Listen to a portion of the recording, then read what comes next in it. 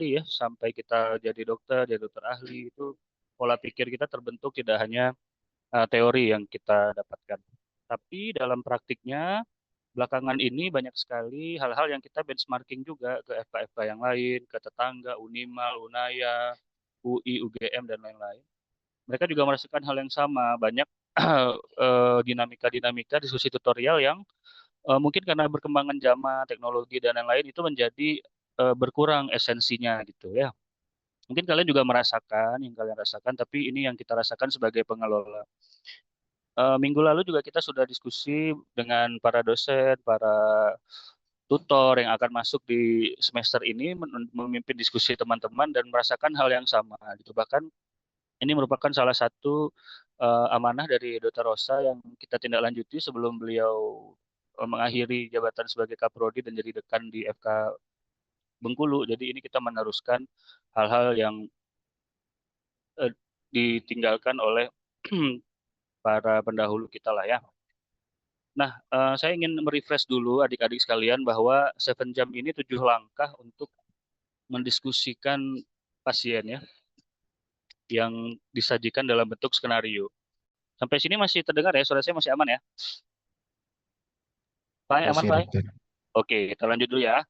Langkah satu, identifikasi istilah dan konsep. Nah, di sini pengalaman saya masuk ke kelas tutorial kalian dan adik kelas atau kakak kelas kalian ini tidak banyak masalah ya, artinya berjalan dengan sebagaimana mestinya. Hanya saja yang kekeliruan atau hal yang menurut kita tidak tepat itu ketika kalian mengusulkan konsep ya.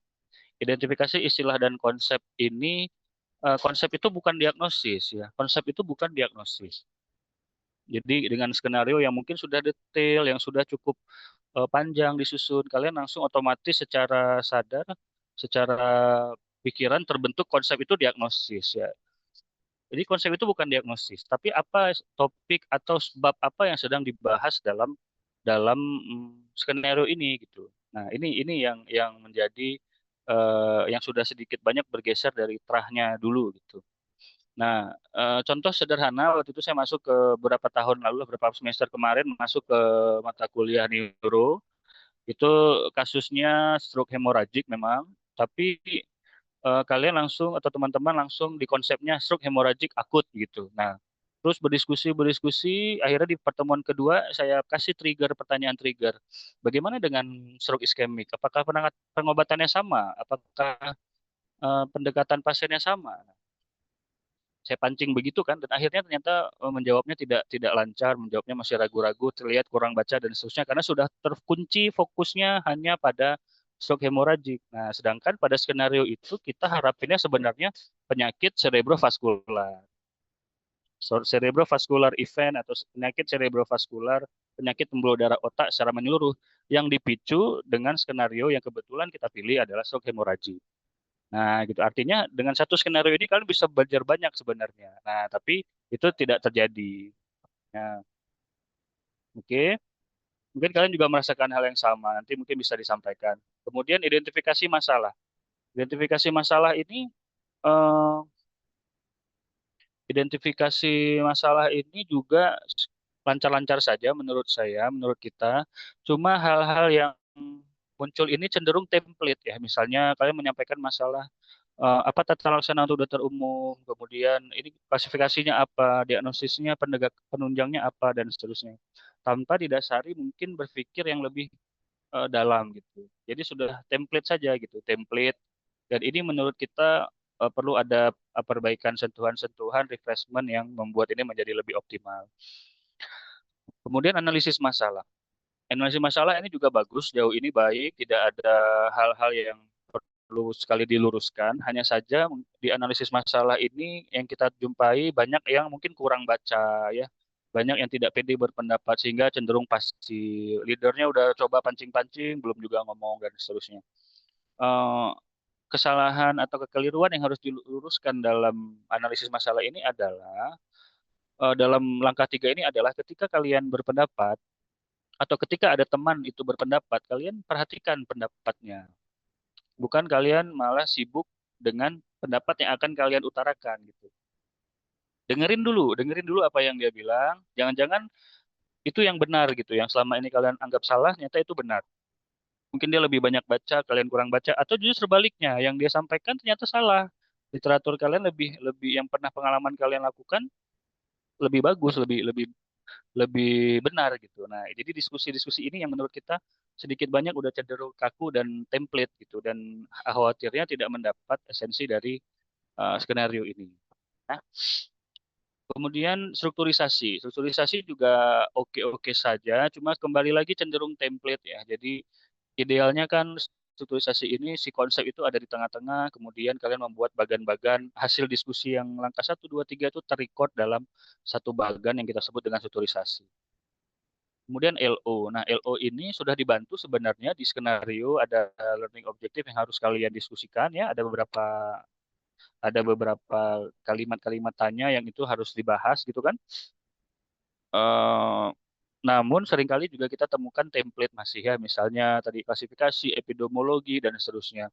Tidak salah sepenuhnya, tapi kami khawatir atau kita khawatir itu menjadi satu hal yang sifatnya template tanpa ada dasar pemikiran yang kuat gitu. Dan sebagai dokter, calon dokter nggak bisa seperti itu. Harus ada dasar. Nanti saya jelaskan di slide berikutnya. Kemudian bahas LO dan sintesis. Bahas LO, langkah 6 juga tidak ada kendala, hanya saja tadi keaktifannya masih menjadi isu di kita, banyak yang tidak aktif, mungkin kurang baca dan seterusnya. Nah, di sintesis ini ada satu tambahan dari kita yang harus teman-teman ingat kembali, bahwa sintesis ini bukan kesimpulan ya, bukan hanya kesimpulan dia, bukan kesimpulan yang ilmiah atau terlalu berat gitu, tidak. Tapi lebih kepada pengetahuan baru yang kalian ketahui gitu dari berdiskusi. Oh, ternyata stroke itu ada hemorrhagic, ada iskemik. Stroke iskemik dibagi berdasarkan sumber penyumbatannya, ada dari dalam otak, ada yang dari jantung misalnya. Oh, stroke hemorrhagic dibagi berdasarkan lokasi pembuluh darah mana yang pecah. Kalau dia di ruang subarachnoid namanya SAH dan seterusnya. Lebih kepada hal-hal yang sifatnya daily dan individualistis serta bisa berbentuk sharing pendapat sesama kalian hal-hal baru yang kalian dapat. Oh, saya nggak tahu dok, ternyata diabetes mellitus ini ada juga di DM tipe 3 misalnya. Oh, ternyata misalnya stroke hemoragi juga bisa pada usia muda dan seterusnya. Itu lebih ke itu yang kita harapin, bukan sekedar kesimpulan ya. Nah, ini dasar landasan teori atau bagan skematik dari diskusi tutorial step 1, 2, 3, 4, 5 sampai dengan 7. Kalau kalian masih ingat masih ingat kuliah kita di Introduksi Pendidikan Kedokteran yang berpikir kritis, inilah salah satu penerapan berpikir kritis di level mahasiswa kedokteran ya, dengan melaksanakan diskusi tutorial yang baik. Define the problem, brainstorming, formulating, self-regulated, hingga sharing dan evaluasi. Nah, apa implikasinya atau apa yang kita harapkan sebenarnya dari adik-adik sekalian menjalani tutorial ini, yaitu kalian terbiasa dengan pola pikir SOAP ya, Subjective, Objective, Assessment, Planning, dan Iterative Process. Iterative Process ini artinya terus berulang, berpikir secara sistematik, mulai dari subjektif, objektif, assessment, dan planning untuk pendekatan kita terhadap pasien ya.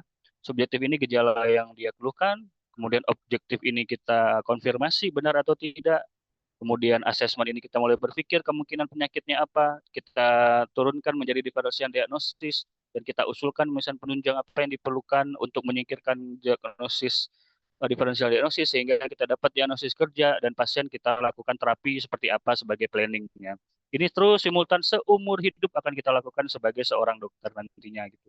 Di bidang apapun kita bekerja. Jadi akan sangat baik kalau ini dimaksimalkan saat kalian menjalani tutorial. Dan kami sebagai produk dari PBL ini sangat terbantu sekali dan sangat apa namanya terpatri sudah di pola pikir kami semua bahwa ini menjadi hal yang penting. Nah, untuk itu kita sudah sepakat dari pengelola dan juga dari para dosen, Bapak Dekan, pimpinan, ada beberapa modifikasi yang kita lakukan untuk diskusi tutorial ke depannya. Kita sudah benchmarking juga secara virtual, kualitatif dan kuantitatif ke beberapa FK. Nggak usah yang jauh, yang dekat saja, misalnya Unimal, Unaya, UI, UGM yang kita punya kontak yang dan kerjasama yang erat. Kita sudah pilih ada satu metode atau satu inovasi, bukan inovasi ya, ada satu bentuk modifikasi lah dari diskusi tutorial kita yang akan kita coba lakukan. Nah, ini kita mulai di semester genap ya, adik-adik semua. Untuk semua mata kuliah yang akan berjalan, itu akan fresh skenario ya. Fresh skenario ini artinya untuk mahasiswa dan untuk tutor baru diketahui skenario pada hari H. Ya, kita sudah briefing para tutor juga, sudah sepakat, sudah komit para tutor untuk menjalankan hal ini, insya Allah. Jadi tutor tapi akan kita bekali dengan tutor guide yang detail ya. Langkah satu harusnya muncul apa saja, langkah dua harusnya masalah apa yang muncul, sampai dengan langkah sintesis apa yang harusnya diutarakan oleh mahasiswa sehingga diskusinya sesuai dengan capaian pembelajaran ya. Fresh skenario. Nah, ini juga menjadi tantangan memang karena kalau sudah tahu skenario-nya dari awal, sudah detail, itu kalian akan terus tergiring menjawab satu diagnosis di level di apa namanya di pertemuan pertama, dan itu sangat tidak diharapkan dalam dalam proses belajar ya, karena belum di level itu kalian untuk mendiagnosis, tapi belajar banyak dulu sehingga tahu ini benar, ini yang kurang tepat dan lain-lain. Kemudian skenario-nya tidak hanya fresh, tapi kita bagi dua, unfolding in stages PBL cases istilahnya. Istilah medical education-nya unfolding in stages, artinya dibuka secara bertahap. Kenapa ini kita lakukan atau kenapa ini menjadi pilihan kita? Teman-teman harus sudah mulai berpikir persiapan kalian menghadapi ujian nasional ya. UKM PPD itu menjadi satu kunci sekali kalian menjadi dokter atau tidak. Itu ujian akhir ya. Di ujian akhir ini yang diuji tidak banyak, apapun masalahnya yang diuji tidak banyak adalah kemampuan anamnesis, kemampuan pemeriksaan fisik yang sesuai dengan anamnesis, kemudian kemampuan mengusulkan pemeriksaan penunjang yang tepat sesuai hasil anamnesis, pemeriksaan fisik, dan menentukan diferensial diagnosis, kemudian kemampuan menginterpretasi hasil pemeriksaan penunjang, dan menentukan terapi atau tata laksana yang sesuai dengan hasil diagnosis pasien. Nah, gitu. Jadi kita sudah berpikir jauh terus ke depan. Kita mempersiapkan kalian sedini mungkin mulai dari esket sampai dengan menjadi dokter sebenarnya nanti. Ya. Jadi ini untuk kita mulai di semester genap ini ya, para tutor, para PJMK sudah berproses seperti ini. Jadi untuk skenario klinis yang penyakit ya, skenario penyakit itu terbagi dua bagian ya. Bagian satu adalah hasil anamnesis dan hanya hasil anamnesis dan hasil pemeriksaan fisik saja. Bisa dilengkapi dengan foto klinis, misalnya kalau nanti sistem indera, pada lesi kulit, ada mata merah, ada telinga berdenging, misalnya ada telinga bengkak dan seterusnya, ada cairan dari telinga misalnya, itu disertai dengan foto klinis. Itu bagian pertama, ini diberikan di hari H diskusi tutorial pertama. Jadi paginya kalian baru dapat nih anamnesis dan pemeriksaan fisiknya apa untuk pasien ini, dan target LO yang harus kalian diskusikan, munculkan adalah kalian diskusikan konsepnya ini apa, bukan diagnosis. Jadi kalau misalnya ini keluhannya misalnya di perut, bisa jadi konsepnya adalah abdominal discomfort atau abdominal pain, gitu. Kemudian kalau dia demam misalnya abdominal pain et causa suspek infeksi seterusnya. Nah, kalian berpikirnya jauh lebih luas dari hanya sekedar hepatitis A misalnya. Nah, ini akan sangat membantu kalian. Dan ini tentu ada dasarnya ya, kita ngambil dari textbook, bukan kreasi-kreasi saja. Ini textbook medical education yang menjadi dalam tanda kutip ya kitab kita sebagai practical guide medical teacher gitu. Jadi menentukan diagnosis banding, pemeriksaan usulan, pemeriksaan penunjang, ini yang kalian harapkan. Nah, di bagian kedua nanti kalian akan baru akan dikeluarkan hasil pemeriksaan penunjangnya. Nah, gitu. Di hari di pagi harinya atau di satu tutorial itu baru dikasih nanti ini pemeriksaan penunjangnya, hasil urinalisisnya ternyata demikian. Oh, ternyata hasil urinalisis pasien yang tadi dengan nyeri pinggang itu ureum kreatinnya tinggi. Oh, berarti ini ternyata bukan infeksi tapi sudah gagal ginjal. Nah, sudah CKD misalnya. Nah, kan sudah baca dulu tuh sebelumnya hal-hal apa yang menjadi kemungkinan. Ya kan? Oh, nanti ini baru ada muncul hasil CT scan-nya dapat lesi hyperdense. Oh, ternyata stroke-nya perdarahan, bukan stroke penyumbatan. Nah, kalian sudah baca juga kan stroke perdarahan seperti apa, stroke iskemi seperti apa. Nah, gitu terusnya. Dan ini bisa beda-beda setiap blok berjalan ya. Dan di akhirnya kalian dapat kita harapkan mampu menegakkan diagnosis, berpikir kritis, berpikir yang sesuai dengan SOAP ya, dan mengusulkan sesuai dengan kompetensi dokter umum. Tidak perlu khawatir, adik-adik, kita tidak membuat skenario yang rumit, sulit, tidak ya. Kita sadari mungkin beberapa semester ke belakang atau beberapa kemarin ada skenario-skenario yang mungkin levelnya sudah sangat detail, sangat rumit gitu. Pelan-pelan kita modifikasi lah. Nah, ini untuk yang ke depan kita komit sama-sama kita akan tampilkan misalnya skenario yang levelnya 3, 4 dan penyakit-penyakit yang sering di layanan primer, tapi kita ramu menjadi lebih efektif. Kita bagi dua skenarionya dan skenario juga baru diketahui pada hari H both oleh tutor dan juga oleh mahasiswa gitu. Jadi sama-sama fresh, sama-sama diskusinya bisa lebih nyambung. Harusnya demikian. Ya, ini pemberitahuannya ya, kita mulai dari semester genap. Ini yang sudah berproses, mata kuliah semester genap ini kedokteran tropis ya, ketua ketua PJMK-nya Dr. Tristiari Nanda, kemudian blok urinaria dan reproduksi untuk semester 6, tadi kedokteran tropis untuk semester 4 ya. Di urinaria dan reproduksi di semester 6 PJ bloknya Dr. Derevi, anggotanya ada Prof. Maimun, kemudian ada Dr. Cut Merayeni, Dr. Puspa Dewi, Dr. Jufriyadi Ismi, Dr. Said Alpin. Kalau di mikrobiologi di kedokteran tropis PJMK-nya Dr. Tristia, timnya ada Dr. Romi, ada Dr. Safarianti, Dr. Soraya. Oke, tim-tim yang bergerak di kedokteran tropis. Nah, demikian kira-kira teman-teman atau adik-adik yang ingin disampaikan ya. Semoga membangkitkan semangat dan membangkitkan niat untuk belajar lebih pas gitulah sebagai medical student.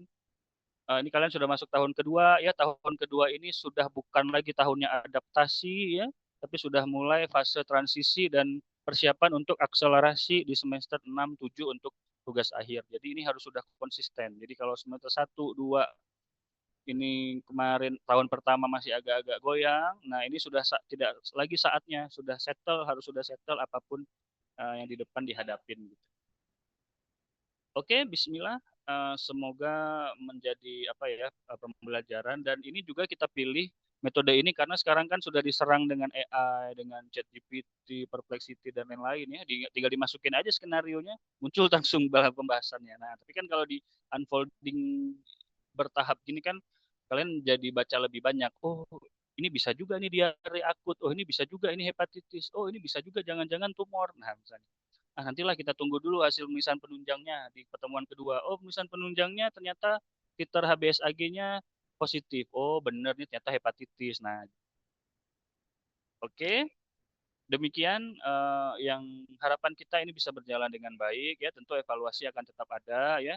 Saya spill dikit beberapa hasil benchmarking kita ke beberapa FK ya. Tetangga saja Unimal Maliko Saleh itu sudah fresh skenario sejak lama ya.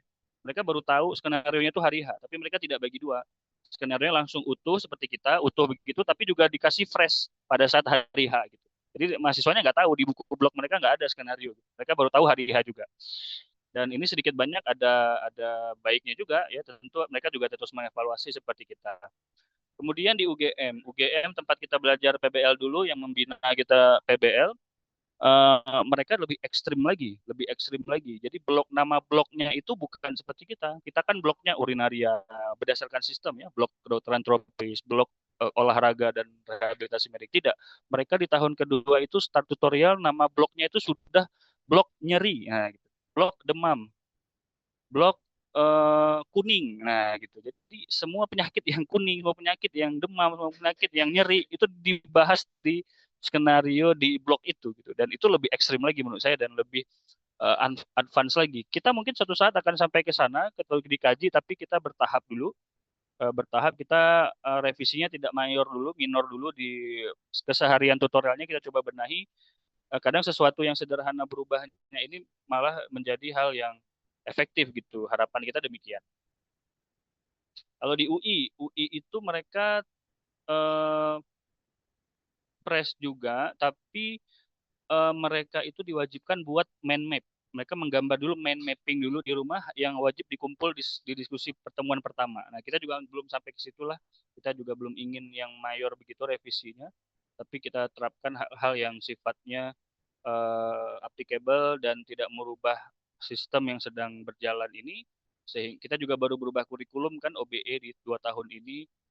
Mungkin di 2 tahun ke depan karena revisi kurikulum mayor itu per 4 tahun, mungkin 2 tahun ke depan baru kita revisi mayor hal-hal yang tadi kita sampaikan.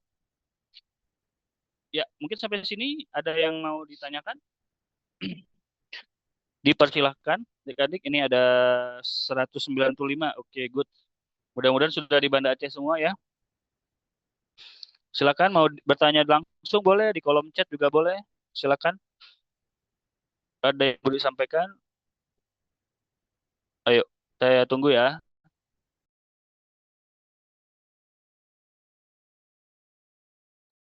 Fai, gimana Fai? Ada yang mau tanya mungkin atau siapa teman-temannya? Silakan.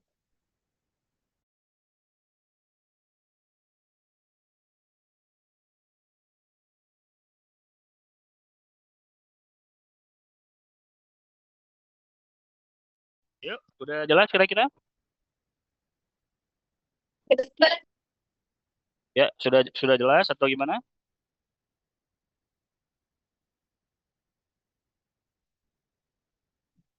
Halo.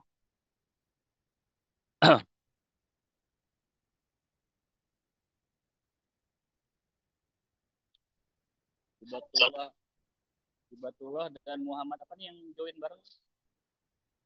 Ada pendapat ya? Yang ditanyakan? Atau siapa tadi? Siapa?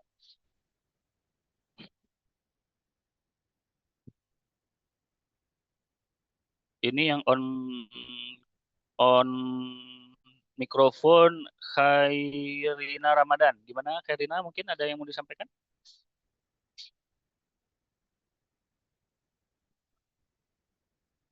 Belum ya? Oke, siap kira-kira ya. Em, saya mungkin cerita juga dikit waktu kami dulu mahasiswa seperti kalian ini PBL itu ada fresh skenario, benar-benar fresh skenario itu waktu blok eh, apa namanya blok emergency medis. Nah, blok emergency medis waktu itu ketua tim bloknya, ketua mata kuliahnya itu Dr. Zafrullah. Dr. Zafrullah Kanijasa bersama tim anestesi dan bedah waktu itu menyusun skenario fresh ya. Kita baru dikasih tahu hari H memang skenarionya dan itu diskusi kita panjang, menarik ya. Dan skenarionya saya masih ingat sampai sekarang itu ada laki-laki usia muda, open fracture, multiple trauma, open fracture. Kita dokter puskesmas diminta penanganan awal apa di puskesmas dan dirujuknya harus rujuk ke rumah sakit apa dan seterusnya. Sampai sekarang masih ingat. Dan saya rasa itu satu pembelajaran yang dalam tanda kutip ya menempel sampai sekarang blok emergency medis itu gitu. Insya Allah bermanfaat lah untuk kalian. Oke, dipersilakan kalau ada pendapat sebelum kita akhiri mungkin.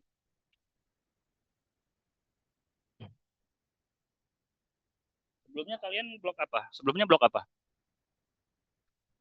Kardiorespi ya? Halo? Iya, dokter.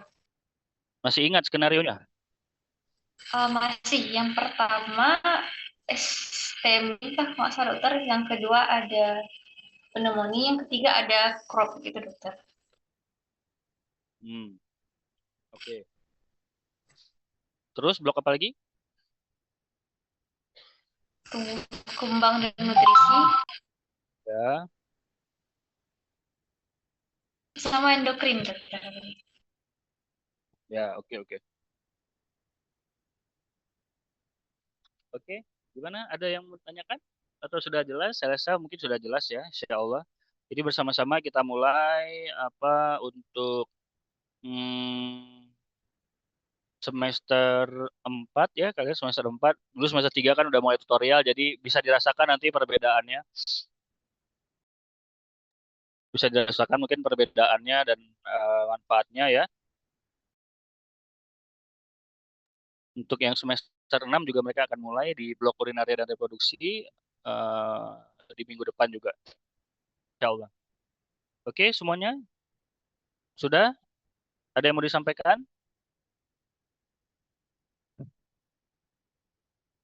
Cukup ya?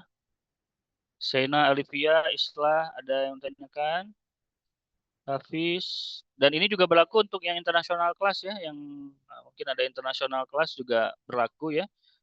Skenarionya terbagi dua dan baru diberikan pada hari H ya. Ya paling tidak positifnya kalian nggak usah ngulik-ngulik skenario di sehari sebelum tutorial gitu, tapi lebih, ya lebih belajar lebih banyak aja lah dengan ini. Oke, terima kasih waktunya. Kita izin dokumentasi dulu ya. Saya harus buat report kegiatan.